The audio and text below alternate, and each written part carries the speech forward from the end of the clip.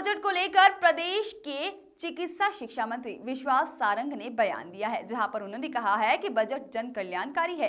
आत्मनिर्भर भारत की ओर हम तेजी से कदम बढ़ाएंगे। विकास, जन कल्याण और हेल्थ सेक्टर पर विशेष फोकस करके बजट को बनाया गया है और रेल कनेक्टिविटी और बेहतर हो जाएगी इससे, और पर्यावरण संरक्षण की दिशा में काम होगा और आर्थिक अनुशासन की भी इस बजट में माध्यम से आएगा।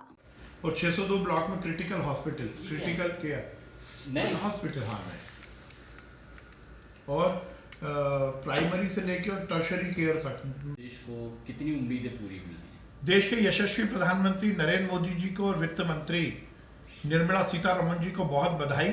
एक कल्याणकारी, एक विकासमूलक, एक जनोपयोगी, आत्मनिर्भर भारत को बनाने वाला ये बजट आज प्रस्तुत किया गया है। इस बजट में हर आयाम को सुदृढ़ किया गया है। जहां देश के विकास के और सरकार का ध्यान है, तो जनता के कल्याण के लिए भी इस बजट में समुचित व्यवस्था की गई है। हेल्थ सर्विसेज को जिस प्रकार से मजबूत करने का ऐलान किया गया है, निश्चित रूप से निरोगी काया किसी भी व्यक्ति के जीवन का जो मूल है, उस परिभाषा को प्रतिपादित करने का काम इस देश की सरकार ने किया है। प्रधानमंत्री आत्मनिर्भर स्वास्थ्य योजना में लगभग 61,000 करोड़ का प्रावधान किया गया है, जिससे निश्चित रूप से लोगों को बेहतर स्वास्थ्य सुविधाएं मिलेंगी। स्वास्थ्य के क्षेत्र में चाहे वैक्सीन का मामला हो, चाहे टेस्टिंग का मामला हो, चाहे रिसर्च का मामला हो, उस पर सरकार ने विशेष ध्यान दिया गया है। 602 ब्लॉक पर स्वास्थ्य केंद्र खोलने की घोषणा की गई है।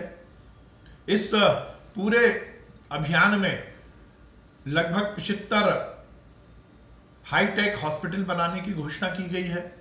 हेल्थ सर्विसेज को लेकर इस सरकार ने जहां काम किया, तो रोड के निर्माण में भी सरकार ने समुचित व्यवस्था की है।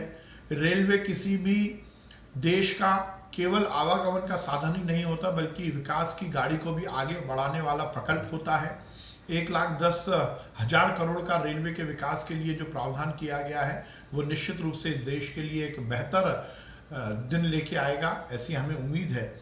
पॉल्यूशन, क्योंकि प्रदूषण किसी भी समाज के लिए बहुत बड़ा आघात है, उसकी रोकथाम की भी पूरी व्यवस्था की गई है। नवकरणीय ऊर्जा को लेकर, सौर ऊर्जा को लेकर इस व्यवस्था में 1,000 करोड़ का प्रावधान किया गया है। आर्थिक अनियमितताओं को रोकने के लिए और आर्थिक अनुशासन बनाने के लिए डूबे हुए कर्जों की वसूली के लिए एक कॉरपोरेशन बनाने की घोषणा की गई है, जो बहुत आर्थिक अनुशासन बनाने के लिए एक बड़ा और कारगर कदम होगा। गोल्ड एक्सचेंज के मामले से हमारी इकोनॉमी को हम और मजबूत करेंगे।